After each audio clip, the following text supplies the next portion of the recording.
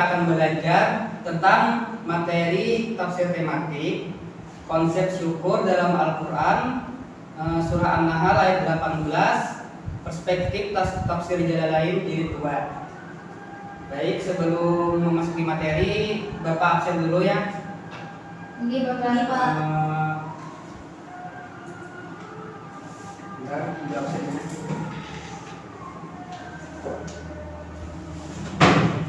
Baik, Sutardi Hadir. Pak ini hadir. Hertika Hadir Bapak. hadir. Putri Anissa Hadir Bapak. hadir.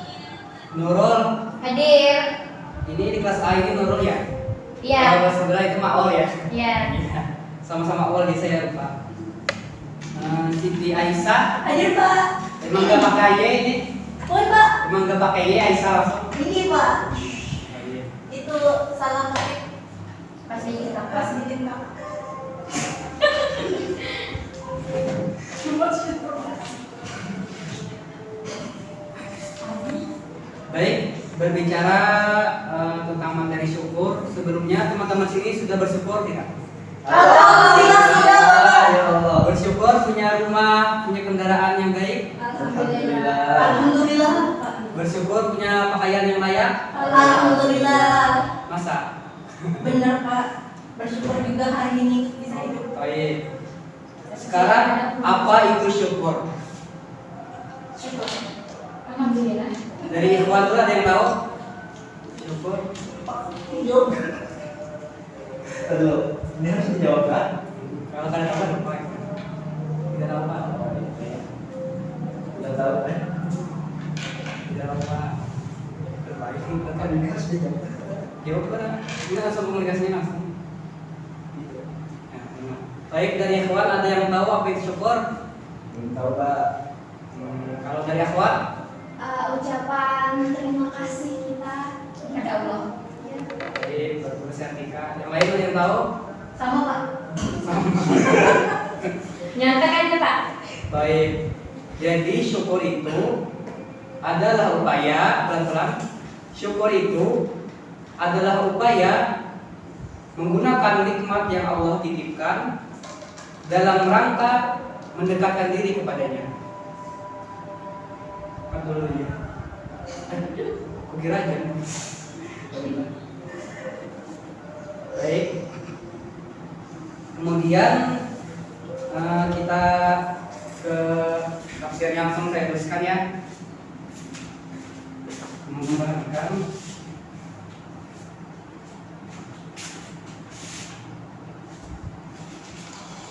Ini kurang surah ayat 18 ya.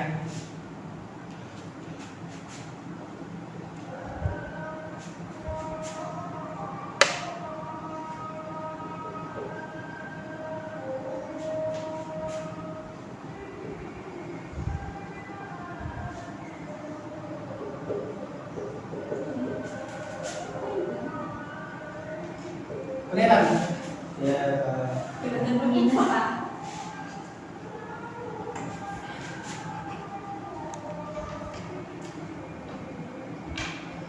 Bapak hak sampai soalnya sambung. Fokus buka. Yang mana? Itu hak sama soalnya mau kesambung ya Pak. Enggak, dia harusnya enggak. Kan coba. Maaf ya Bapak. Ini malam lebarnya Pak.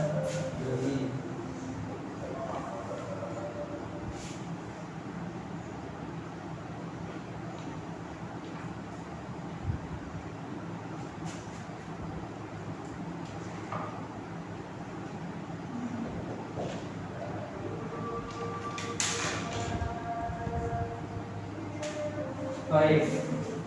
Di dalam Quran surah An-Nahl ayat 18 ini terjemahnya itu ayat 2 saya bacakan, wa in ta'uddu ni'matallahi la tusuha innallaha laghafurur rahim. Dan jika kalian menghitung nikmat Allah, niscaya kalian tidak dapat menentukan jumlahnya. Baik, di sini kalau di dalam tafsir Wa in ta'uddu ni'matallahi la tuhsuha. Di dalam tafsir Jalalain, jika kalian menghitung nikmat Allah, niscaya kalian tidak dapat menentukan jumlahnya. Maksudnya tidak dapat menghitungnya, terlebih lagi untuk mensyukuri secara layak kalian tidak akan mampu melakukannya. Kemudian di Innallaha Ghafurur Rahim, sesungguhnya Allah Maha Pengampun lagi Maha Penyayang, karena Dia telah melimpahkan nikmatnya pada kalian, padahal kita telah meremehkan dan mendurhakainya. Dah, 1, 2, 3. Dah. 1, 2, 3. Wa in ta'uddu ni'matallahi la tuhsuha. Innallaha Ghafurur Rahim. Dan jika kalian menghitung nikmat Allah, niscaya kalian tak dapat menentukan jumlahnya. Jadi di sini tidak dapat menghitung.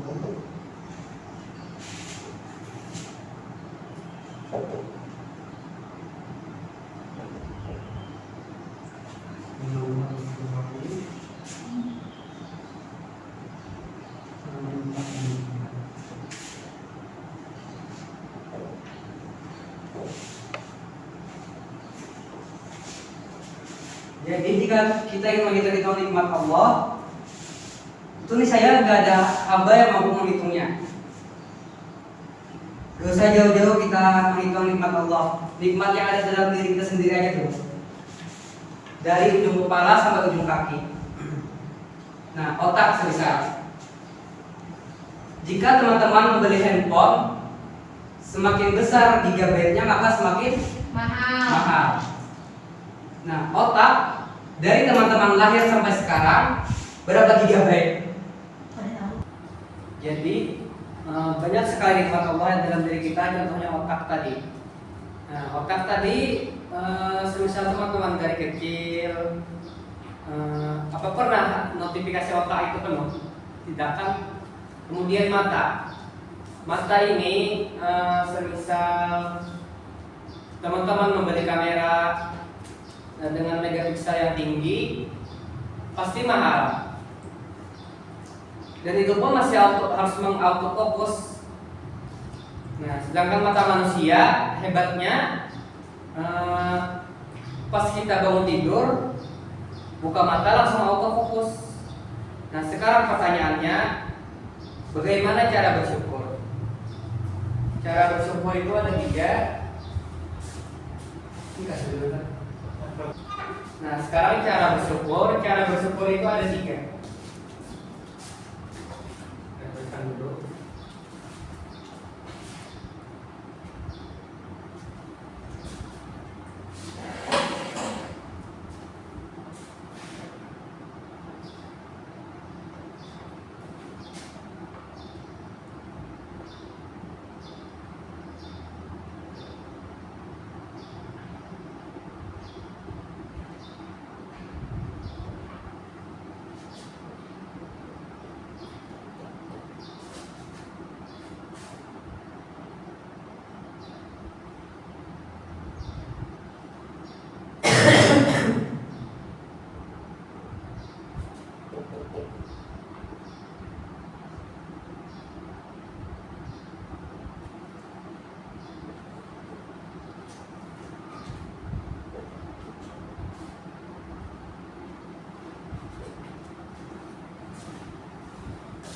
Cara bersyukur itu ada 3. Yang pertama, asyukur bil qalbi, yaitu mensyukuri dengan hati. Contohnya ketika teman-teman menerima takdir, apa yang teman-teman rasakan sekarang, keluarga, privilege, ataupun apa yang sekarang terjadi takdir teman-teman, itu disadari dan diterima. Jadi itulah definisi dari asyukur bil qalbi, bersyukur dengan hati. Kemudian yang kedua, asyukru bil lisan.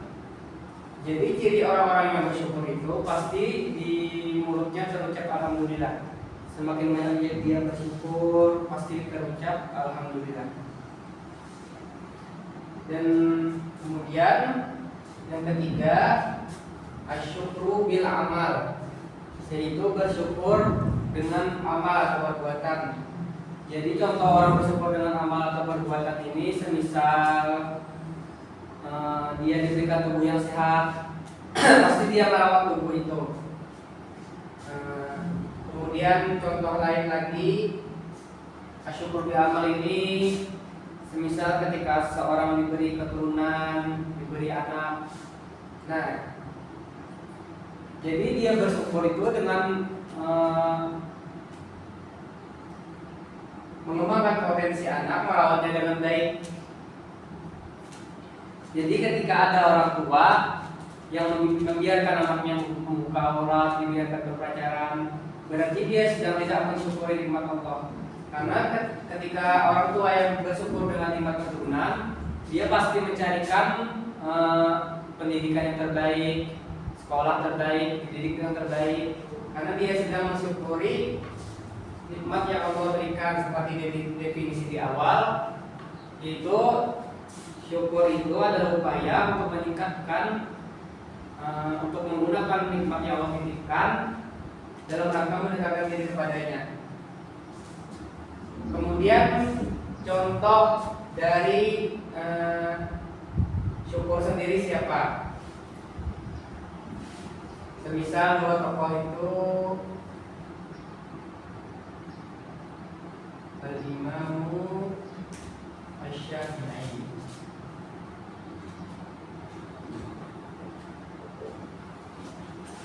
dan Al-Imamu Al-Bukhari.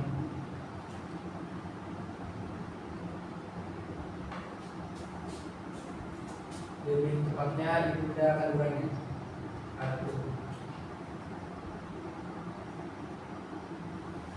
Jadi contoh bersyukur itu bisa kita lihat semisal dari ibunda Imam Syafi'i dan Imam Al-Bukhari. Orang tua Imam Syafi'i itu single parent dan dia membesarkan Imam Syafi'i sendiri. Nah, contoh lain ibundanya Imam Al-Bukhari, beliau juga single parent dan hebatnya lagi ujiannya, Imam Al-Bukhari ini waktu kecil divonis, waktu umur 2 tahun divonis buta dan vonisnya itu buta permanen. Tapi lihat bagaimana ibunda Imam Al-Bukhari, beliau tidak mendengarkan apa kata orang, terus beliau besarkan Imam Al-Bukhari dengan potensi pendidikan sampai akhirnya Imam Al-Bukhari besar dan melahirkan suatu karya besar, yaitu Sahih Al-Bukhari.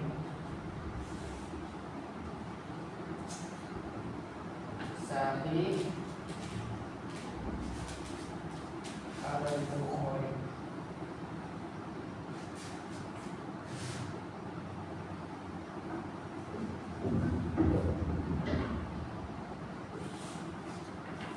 Nah, jadi begitulah contoh orang yang mensyukuri nikmat keturunan.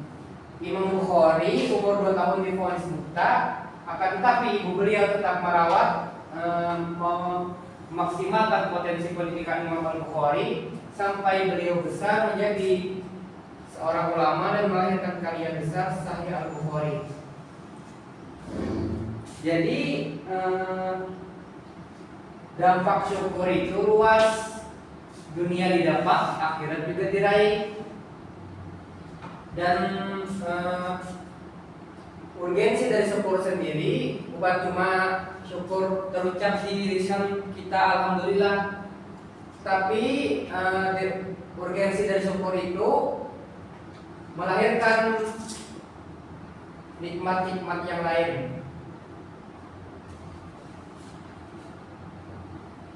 Makanya di dalam Al-Quran itu la in syakartum la azidannakum wa la in kafartum inna adzabi lasyadid. Jika kalian bersyukur maka akan aku tambah, dan jika kalian kufur maka azabku sangat pedih. Nah, dalam ayat itu dijelaskan bahwa seseorang yang bersyukur pasti nikmatnya ditambah oleh Allah.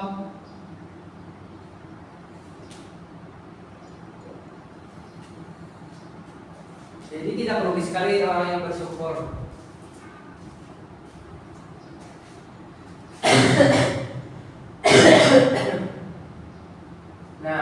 kehidupan sehari-hari lagi semisal kita kuliah. Kalau kita sangkutkan tafsir Jalalain itu terhadap kehidupan kita sehari-hari. Contohnya sendiri kita kuliah ini. Kita kuliah ini tidak semua orang bisa kuliah. Dan hari ini kita bisa kuliah. Banyak orang luar sana yang ingin berkuliah, tapi teman-teman di sini mempunyai kesempatan untuk berkuliah. Itu artinya apa? Itu artinya teman-teman mempunyai kesempatan untuk menggali lebih dalam sumber ilmu pengetahuan dibandingkan teman-teman yang lain yang belum berkuliah. Jadi banyak sekali nikmat yang bisa kita syukuri tadi dalam diri kita saja belum habis, ya kan? Otak untuk berpikir, akal untuk membedakan baik buruk, kedua mata untuk melihat, tangan, kaki, jantung, paru-paru, semua itu dan Allah kasih kita itu gratis. Belum lagi nikmat yang kita terima sehari-hari, nikmat makanan, nikmat pakaian. Dan itulah refleksi dari Quran surah An-Nahl ayat 18 tadi, bahwa jika kita menghitung-hitung nikmat Allah, maka tidak akan ada habisnya. Jadi semisal teman-teman mempunyai anak yang autis, punya kekurangan, atau keluarga yang punya kekurangan, jangan berkecil hati dulu. Siapa tahu dia dimasukkan ke dalam pondok atau tahfiz, dia hafal Quran menjadi kebanggaan, menjadi wasilah seorang tua bertemu orang-orang hebat, bertemu tokoh-tokoh hebat. Kemudian dikasih anak itu terlihat mempunyai kekurangan, autis misal, yakinilah bahwa setiap manusia itu diberikan kelebihan dan kekurangan dalam dirinya. Jadi kullu mauludin yuladu 'alal fitrah. Semua manusia itu terlahir atas fitrahnya. Jadi fitrah itu teman-teman bukan suci atau kata kosong. Jadi fitrah itu sebenarnya adalah potensi yang dibawa anak semenjak dia lahir. Jadi tidak ada manusia itu yang gagal atau enggak ada. Semua manusia itu diberikan kelebihan oleh Allah dan kekurangan. Jadi semisal ada kekurangan seperti anak buta tidak bisa melihat, tapi kebanyakan faktanya di lapangan banyak teman-teman yang buta justru ketika menghafal Al-Quran jauh lebih cepat, hafalannya lebih kuat karena matanya tidak pernah melihat yang haram. Jika dibandingkan dengan kita yang bisa melihat, misal.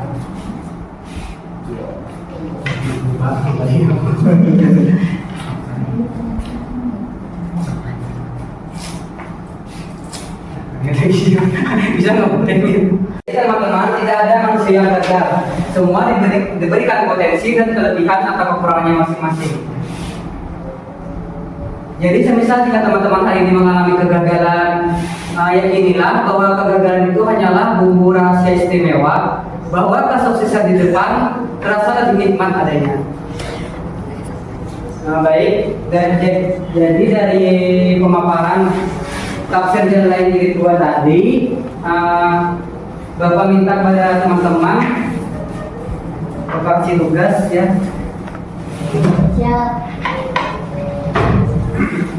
Jadi minggu depan silahkan review artikel tafsir tematik aja tentang konsep syukur dalam Al-Quran.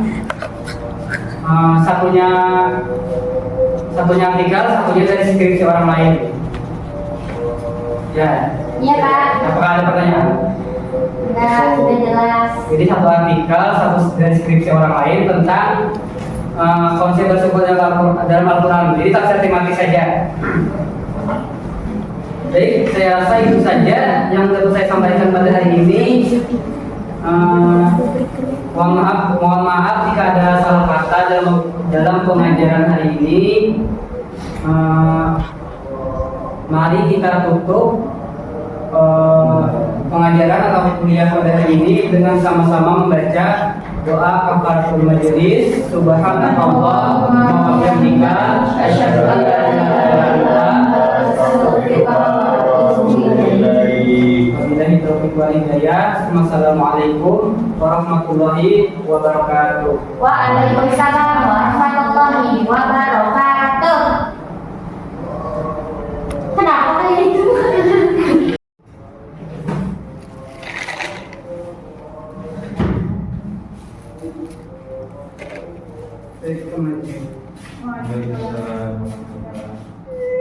Enggak ada yang mau kasih kak. Ini serius.